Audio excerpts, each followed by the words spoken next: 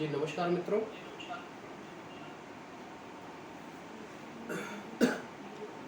आज हम मौर्य साम्राज्य के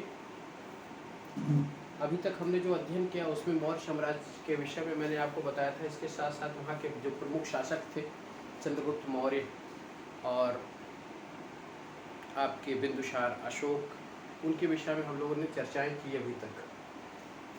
अब हम उसके राजनीतिक, सामाजिक, आर्थिक और धार्मिक पहलू पर आते हैं कि मौर्य साम्राज्य में क्या स्थिति थी। आप एक काम और करिएगा कि मौर्य साम्राज्य के शासकों का क्रम ज़रा आप देख लीजिए, उसके बाद मैं आता हूँ। तो पहला आपका हो गया चंद्रगुप्त मौर्य, दूसरा बिंदुसार,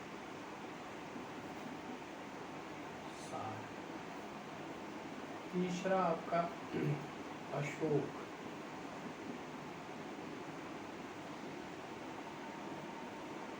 चौथा कुणाल,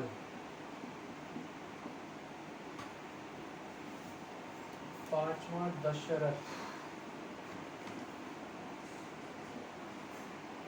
छठा संप्रत,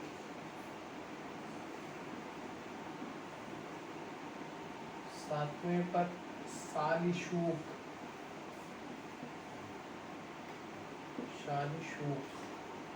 और आठवें पर आपके बृहद्रथ।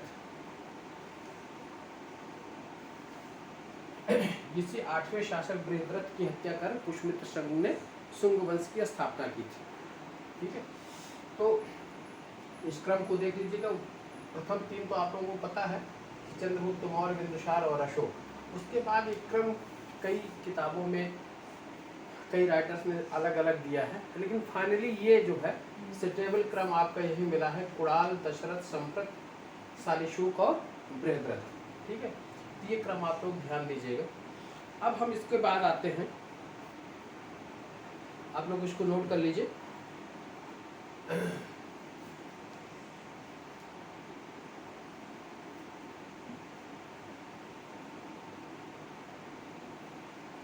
कल मैंने मौर्य साम्राज्य की प्रकृति के विषय में भी आपको बताया था कि उसकी प्रकृति कैसी थी।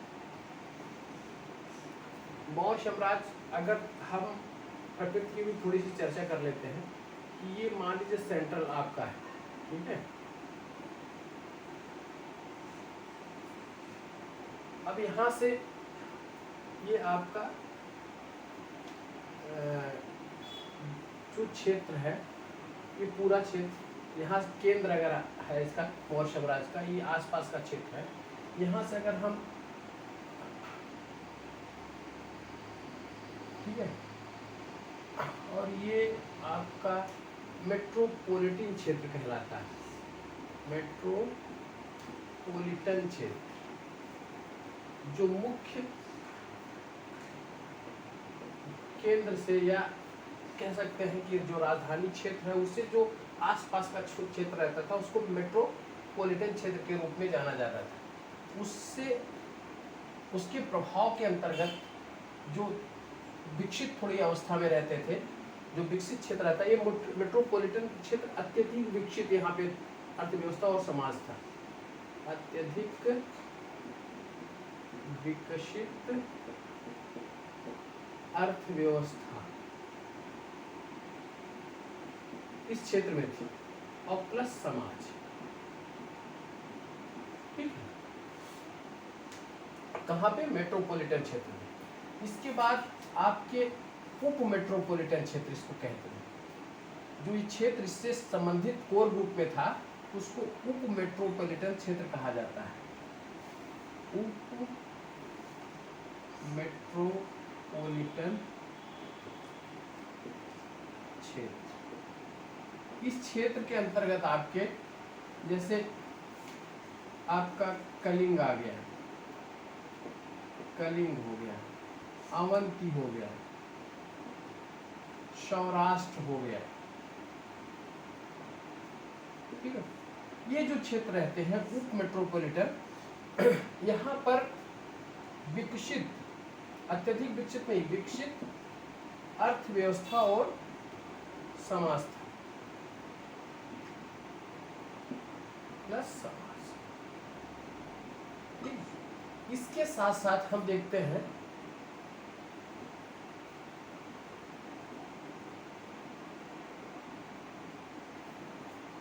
ये थोड़ा सा आपको हम इसको यहाँ लिखकर फिर इसको डायग्राम खींचते हैं। ये जो है विकसित अर्थव्यवस्था और समाज, विकसित अर्थव्यवस्था प्लस समाज, कहाँ पे? मेट्रोपॉलिटन क्षेत्र, जैसे कलिंग का क्षेत्र है, अवंती का क्षेत्र है, सौराष्ट्र का क्षेत्र है, इस जगह पर। और ये जो है आपका इस डायग्राम में इसको कहते हैं सुदूर उत्तर, सुदूर उत्तर, ठीक है। और इसको कहते हैं सुदूर दक्षिण, सुदूर दक्षिण। यहाँ पर अल्प विकसित, अल्प विकसित समाज प्लस अर्थव्यवस्था, अर्थव्यवस्था। और यही हाल सुदूर दक्षिण में भी था, अल्प विकसित समाज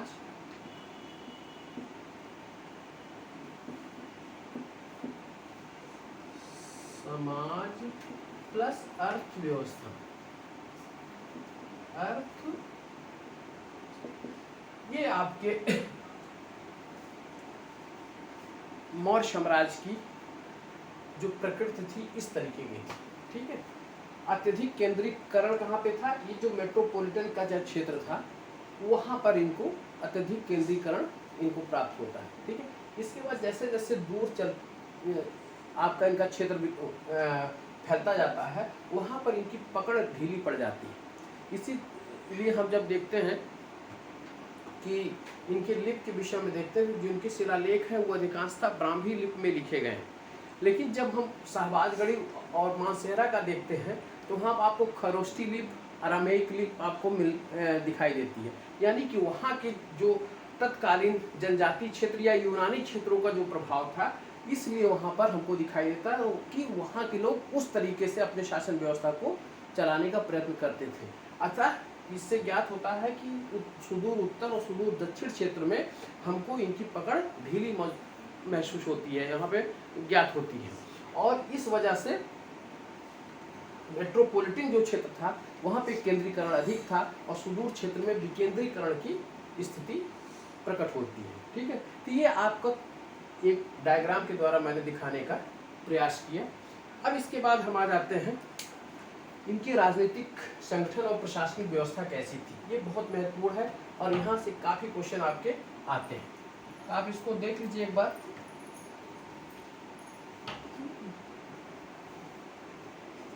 जहाँ आपको दिक्कत हो हमको पूछ लीजिएगा अगर कोई चीज़ आपको समझ में ना आ रही है। मेट्रोपॉलिटन क्षेत्र,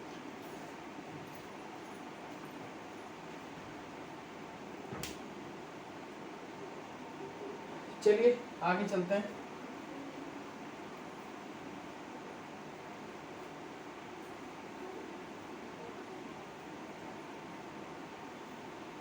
आप लोग टॉपिक जो डालिएगा उसमें राजनीतिक और प्रशासनिक व्यवस्था,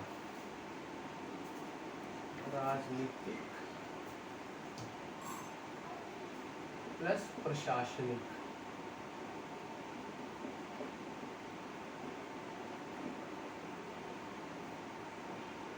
व्यवस्था।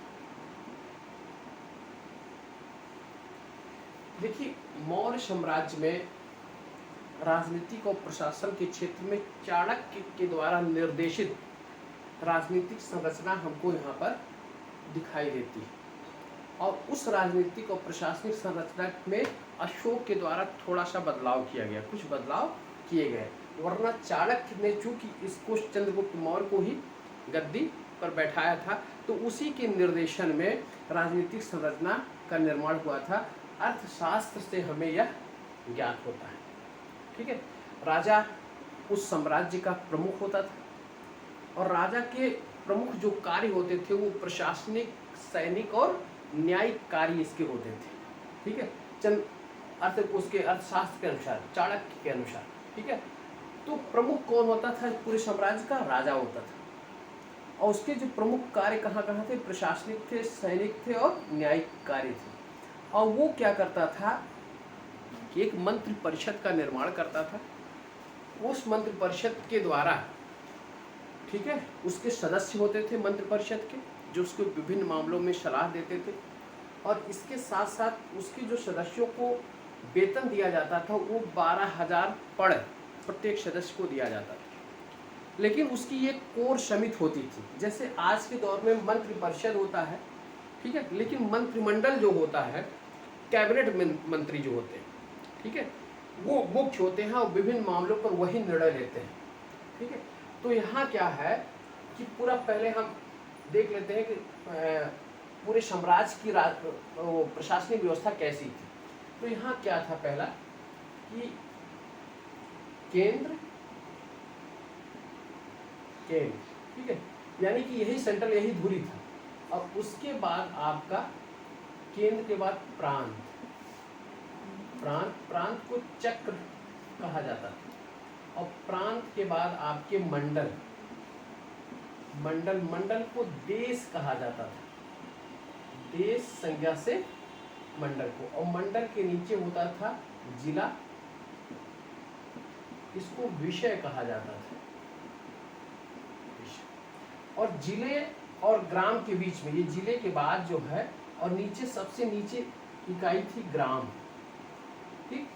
इसके बीच में भी आपके प्रशासनिक संगठन रहते थे। इसमें क्या था? एक स्थानीय, दूसरा आपका द्रोणमुख,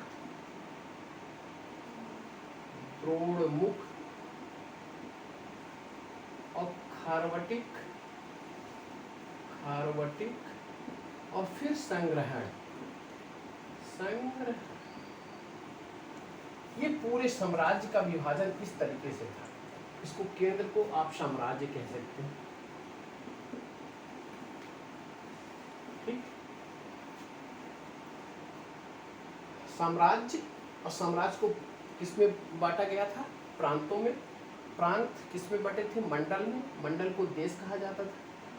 ये मंडल किसमें बटे थे? जिले में। जिले के विषय कहा जाता था। और उसके बाद जो हमारे प्रशासनिक इकाई थी जिले के नीचे, वो स्थानीय, द्रोणमुख, खारवटिक, संग्रहण, और उसके नीचे आपका ग्राम था, ठीक है। ये क्लियर हुआ? अब हम यहाँ पे, यहीं पे हम लिखाएंगे नहीं, आप इसी तरीके से आप इसको नोट कर लीजिए, देख लीजिएगा। और जो साम्राज्य रहता था उसका शासक कौन रहता था? राजा रहता था, ठीक है। प्रांत, जो चक्र जिसको कहा जाता था, उसका प्रमुख जो है उसको कुमार या आर्यपुत्र कहा जाता था। आर्य किसका? प्रांत का, ठीक है, ठीक है।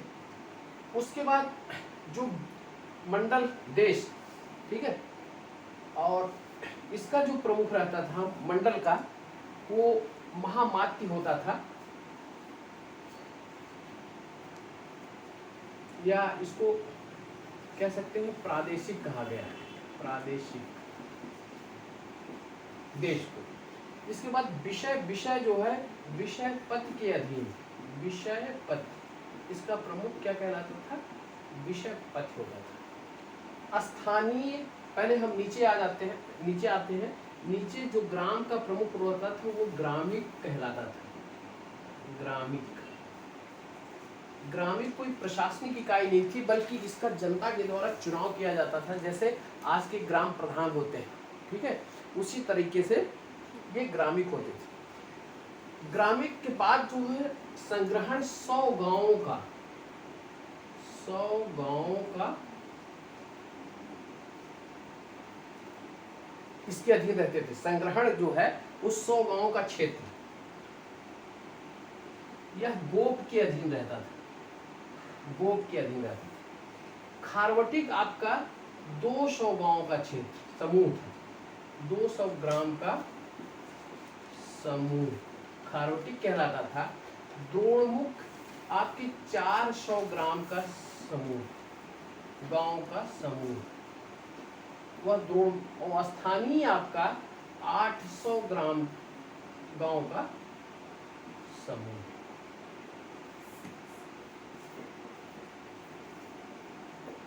ठीक है, ये हमारी पूरे साम्राज्य की जो प्रशासनिक संरचना थी, ठीक है, कैसे कैसे विभाजन हुआ था, ये पूरा हमारा मौर्य साम्राज्य था। आप एकदम क्लियर कर लीजिएगा। मैं पुनः एक बार इसको आपको बता देता हूँ।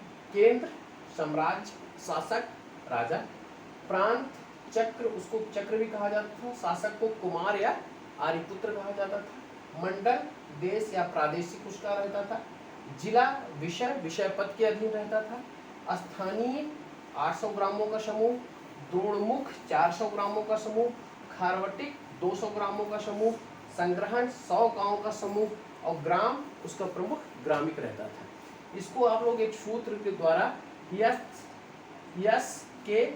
डी के यस ऐसे याद कर लीजिएगा।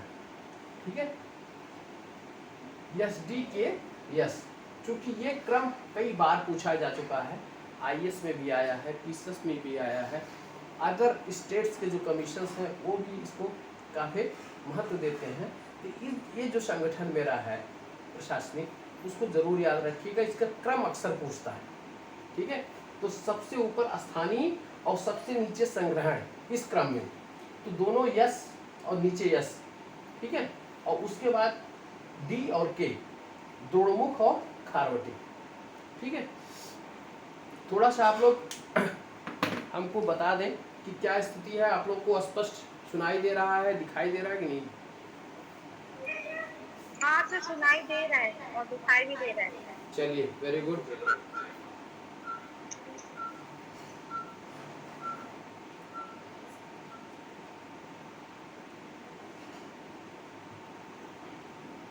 ठीक है, अब हम आगे चलते हैं। ये हमारे राज्य का विभाजन हुआ। राज्य के विभाजन के बाद, साम्राज्य का जो विभाजन है, उसके बाद केंद्र की सत्ता संभालने के लिए, पहली बात तो मैंने कहा कि ये जैसे आज के दौर में राज्यसभा लोकसभा है, ठीक है, तो उसी तरीके से उसकी एक समिति होती थी, और उसके बाद जो मंत्री बनते थे, राज्यसभा लोकसभा के अलावा जो मिनिस्टर बनाए जाते हैं, तो आज भी हम कहते हैं मंत्री मंडल। मंडल आज मैं इसको नाम देता हूँ। इस मंत्रिमंडल में कौन कौन शामिल होते हैं? कैबिनेट मिनिस्टर, ठीक है, और स्वतंत्र प्रभार के मिनिस्टर, राज्य मंत्री, ठीक है, ये होते हैं। उसी तरीके से जो कैबिनेट होता था वो मुख्य होता है। कोई भी निर्णय होता है, हमेशा हम लोग कहते हैं कि कैबिनेट में पास हो जाएगा तो ये मतलब प्रस्ताव पास हो जाएगा, तो फिर आगे विधेयक के लिए इसको पेश किया जाएगा। तो इसी तरीके से वहाँ जो है मंत्री परिषद रहता था, राजा को सलाह देने के लिए मंत्री परिषद। इस मंत्री परिषद के सदस्यों को 12,000 पर्ण वेतन मिलता था, पर्ण। ठीक है, इसके बाद जो कैबिनेट मिनिस्ट्री है, ठीक है, उसको मंत्रिणः कहा गया, मंत्रिणः कहा गया। और एक कोर समिति थी, वो हमको लग रहा है कि 4-5 सदस्य इसमें शामिल होते थे, और इनके सदस्यों को 48,000 पर्ण वेतन मिलता था। ये सबसे अधिक वेतन यही होता था उस समय, 48,000 पर्ण। ठीक है, अब ये हो गए। इसके बाद केंद्रीय जो विभाग रहते थे उसको संभालने के लिए आपके कौटिल्य के अर्थशास्त्र में कहा गया है कि एक प्रशासनिक अधिकारियों का वर्ग था, उस वर्ग को तीर्थ कहा गया, तीर्थ या महामात्य। ये कौन है?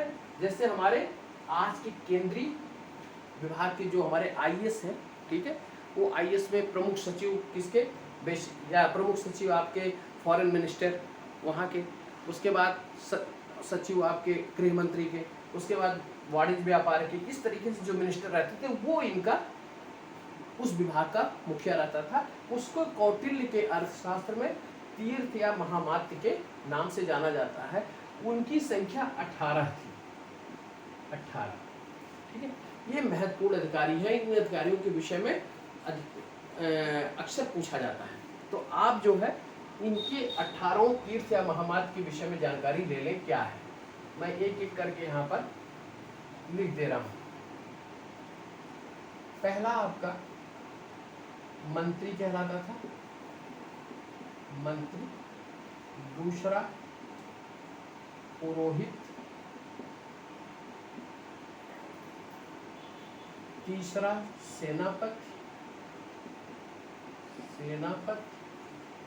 चौथा युवराज, युव। पांचवा समाहर्ता, समा। छठा आपका सन्निधाता, सन्नि। सातवां प्रदेष्टा, प्रदेष्टा। और आठवां व्यावहारिक, हारिक, ठीक है। इसको हम आगे इनके बारे में देखते चले। ये दोनों प्रधानमंत्री की भूमिका में थे। प्रधानमंत्री कौन? ये भी, और पुरोहित भी, ये भी प्रधानमंत्री। सेनापति, सेना का प्रमुख, सेना का प्रमुख।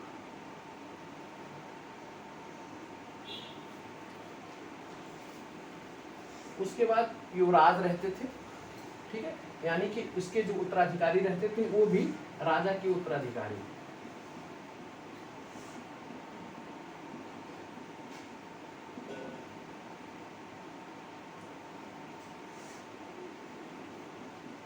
ठीक है, समाहर्ता जो है वो आज के वित्त मंत्री जैसे जो होते हैं उनके समकक्ष था। यानी कि यह वित्त मंत्रालय की देखभाल करने वाला वित्त मंत्री, राजस्व विभाग से संबंधित जो मंत्री था वो समान। सन्निधाता को कोषाध्यक्ष कहा जाता था, कोष का देखभाल करने वाला। ठीक है, प्रदेष्टा जो है वो फौजदारी न्यायालय का न्यायाधीश रहता था, फौजदारी न्यायालय का न्यायाधीश।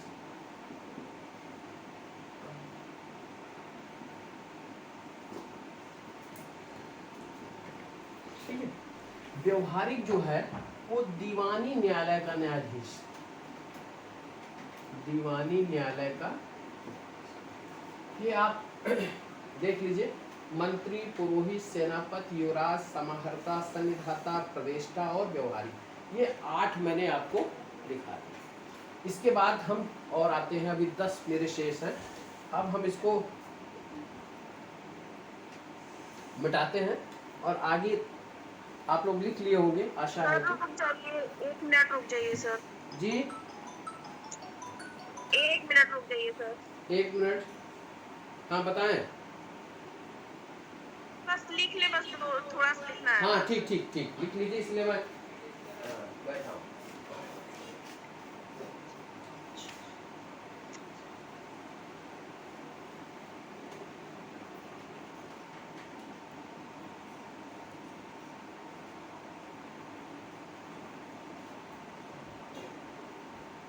हो गया सर।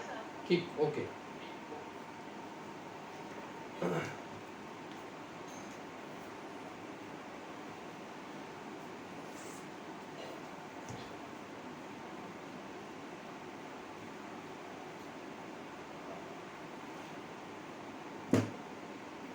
अब फिर 9वें नंबर से आते हैं। आपका है दंडपाल, दंड। और फिर है दुर्गपाल, 11वें नंबर पे अंतपाल, अंतपाल। फिर आपका 12वें नंबर पर नायक, 13वें पे नागरक, नागरक, इसको पौर भी कहा जाता है, पौर। फिर उसके बाद 14वें नंबर पर कर्मांतिक, कर्मांतिक, ठीक है। फिर आपका 15वें नंबर पर प्रशास्ता, प्रशास्ता। 16वें नंबर पर दवारिक, दवा। और 17वें नंबर पर अंतर्वशिक, अंतर्वशिक।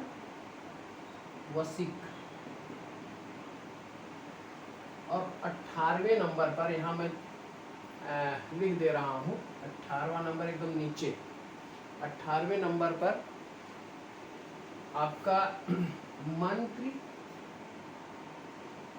परिषदा, परिषदाध्यक्ष, ये आपके 18वें। ये 18 प्रमुख विभाग होंगे, ये हमारे केंद्रीय अधिकारी थे। अब हम इसको देख रहे हैं, दंडपाल क्या था? वो पुलिस अधिकारी था, पुलिस।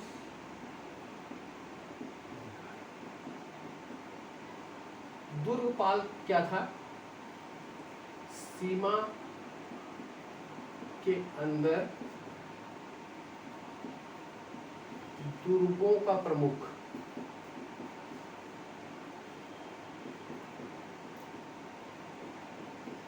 उसके बाद अंतपाल क्या था? उस सीमावर्ती दुर्गों का प्रमुख, सीमावर्ती दुर्गों का प्रमुख, यानी कि जो लास्ट सीमा के अंतिम छोर पर जो दुर्ग बने होते थे उनका प्रमुख होता था। नायक जो रहता था उस सेना का संचालक, जब कभी अभियान होता था तो उसका संचालक सेना करता था, नायक करता था, सेना का संचालक, ठीक है। नागरक आपका नगर प्रमुख, नगर। कर्मांतिक जो है खानों का प्रमुख, खान जो होते थे जहाँ से अनेक प्रकार के धातुओं का, जैसे लौह है, तांबे है, सब का जहाँ उत्खनन होता था, वो खान के प्रमुख, खानों का प्रमुख। प्रशास्ता जो है वो राजकीय आदेशों को लिपिबद्ध करने वाला, राजकीय आदेशों को लिपिबद्ध करने वाला, ये प्रशासता होता था। दवारिक, दवारिक जो है राजा के राजमहलों की देखभाल करने वाला, राजमहलों का प्रमुख, राजमहल का प्रमुख, वो दवारिक। अंतर्वशिक जो होता था वो राजा की व्यक्तिगत जो सेना रहती थी उनका अंगरक्षक रहता था, उसका प्रमुख, व्यक्तिगत अंगरक्षकों का प्रमुख, राजा के व्यक्तिगत अंगरक्षकों का प्रमुख। और लास्ट का मंत्री परिषदाध्यक्ष, यानी कि जो उनका मंत्री परिषद रहता था उनका जो अध्यक्ष रहता था, अध्यक्ष, अध्यक्ष, ठीक है, मंत्री परिषद का अध्यक्ष। ये हमारे 18 उनके विभागीय अधिकारी थे, ठीक है। इनकी सहायता से कार्य किया जाता था। ये हमारे कौटिल्य के अर्थशास्त्र में इसका उल्लेख प्राप्त होता है। अब आप इसमें से जो प्रदेष्टा है, व्यवहारिक है, संनिधाता है, समाहर्ता है, ये बहुत इंपॉर्टेंट नाम है। ये अक्सर पूछा जाता था समाहर्ता कौन था, क्या कार्य था, संनिधाता क्या था, प्रदेष्टा क्या था, फौजदारी मामलों का, व्यवहारिक मामलों का, ठीक है, तो दीवानी मामलों का, तो इस तरीके से आप इनको ज़रूर याद करिए, 2-3 बार आप लोग पढ़ेंगे तो ये आपको क्लियर हो जाएगा। तो ये हमारे आपके, अभी मैंने उसकी प्रशासनिक जो संरचना थी उसके बारे में मैंने बता दिया कि साम्राज्य के बाद प्रांत के बाद मंडल के बाद विषय के नीचे 4 संघ को थे प्रशासनिक केंद्र थे, और उसके नीचे सबसे नीचे ग्राम था।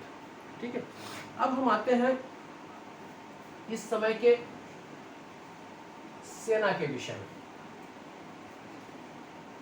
अब प्रशासन में क्या मिलेगा आपको? प्रशासन में नगर का प्रशासन, राजस्व प्रशासन, सेना का प्रशासन और न्याय का प्रशासन। ठीक है, इसके विषय में आपको अध्ययन करना होता है। तो हम उस तत्कालीन सेना के विषय में जरा देख लेते हैं, सेना कैसी थी। ठीक,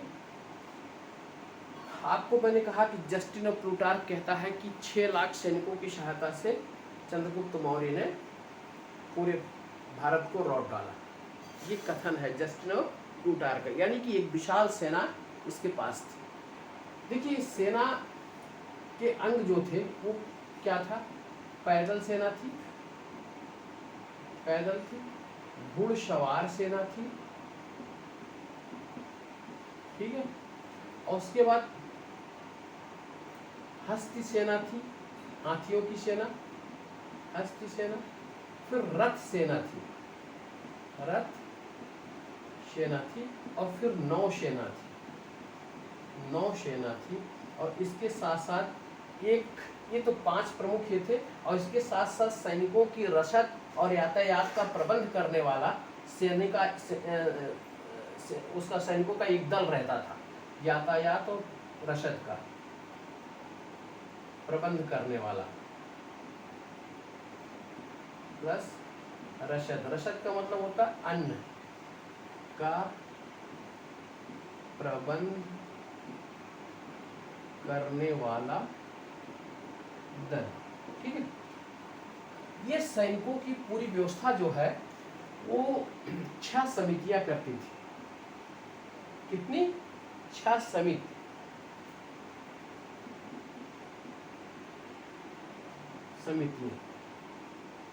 ये करती थी, और प्रत्येक समिति में 5 सदस्य होते थे। कितने? 5 सदस्य। इस तरीके से इनकी व्यवस्था करने वाली जो समिति होती थी उसमें टोटल सदस्य 30 रहते थे। प्रत्येक समिति में 5 सदस्य रहते थे और 6 समितियां इनकी व्यवस्था करती थी। और सेना जो है क्या थी? पैदल, घुड़सवार, हस्त सेना, रथ सेना, नौसेना और यातायात सेना। ठीक है, इसके साथ साथ हम पैदल सेना को भी देखते हैं कि जो आपको पैतृक सेना रहती थी, जो परमानेंट सेना रहती थी, उनके सैनिकों को मौल कहा जाता था। मौल, पैतृक सैनिक। ठीक है, उनके सैनिकों को क्या कहा जाता था? मौल कहा जाता था। इसके साथ साथ एक भृत्य सैनिक क्या होते थे? किराए पर लिए जाने वाले, किराए पर